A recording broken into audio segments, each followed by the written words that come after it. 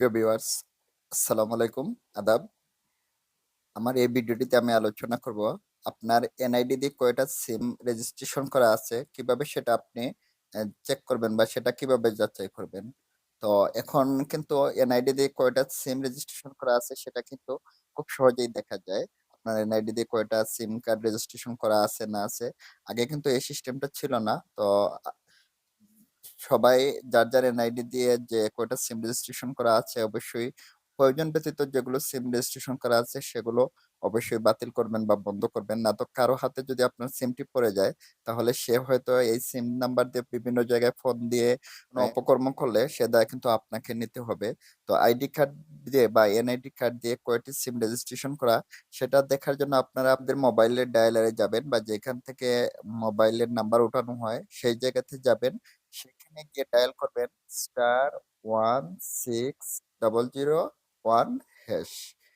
এই নাম্বারটি ডায়াল করবেন। আমি আবারও বলছি *16001# দিয়ে এটা কল কল যে চিহ্ন আছে কল চিহ্নতে দিবেন। দেওয়ার পর এরকম দেখেন ইউএসএসডি কোড রানিং দিয়ে একটা কোড আসছে।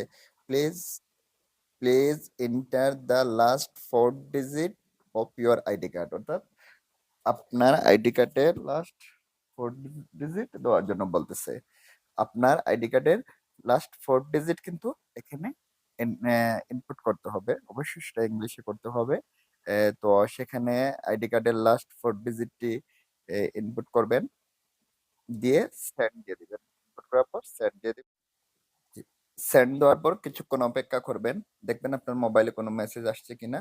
আমি এখন দেখতেছি আমার মোবাইলে কোনো মেসেজ আসছে কিনা। এই যে মেসেজ আসছে, এই দেখতে দেখতে পাচ্ছেন যে জিপি থেকে আমার টোটাল কতটা সিম রেজিস্ট্রেশন করা সব কয়টা কিন্তু নাম্বার চলে আসছে।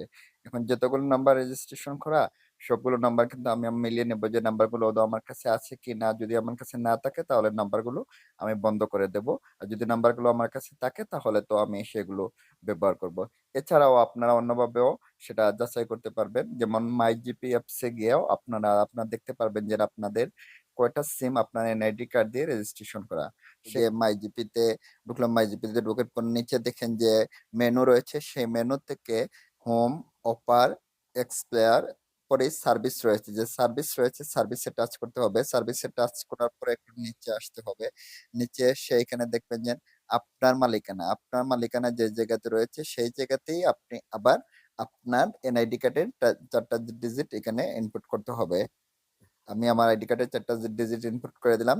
দেখতে পাচ্ছেন যে আমার কিন্তু কোন অপারেটরে কয়টি সিম, আপনার জাতীয় পরিচয়পত্রে সিম রেজিস্ট্রেশন করা রয়েছে।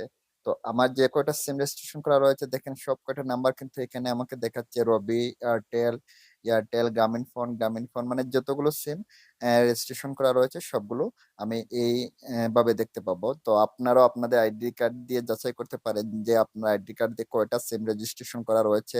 সেটা একইভাবে আপনারা এয়ারটেলে গিয়েও সেই এয়ারটেলস অ্যাপস দিয়েও দেখতে পারবেন আপনারা। এই যে এয়ারটেল অ্যাপসে আমি প্রবেশ করলাম। এয়ারটেল অ্যাপসে প্রবেশ করার পরে সেখান থেকে আমি এতে গেলাম, মেনুতে গেলাম। সেখান থেকে এয়ারটেলস অ্যাপসে কিন্তু মেনুতে যেতে হবে।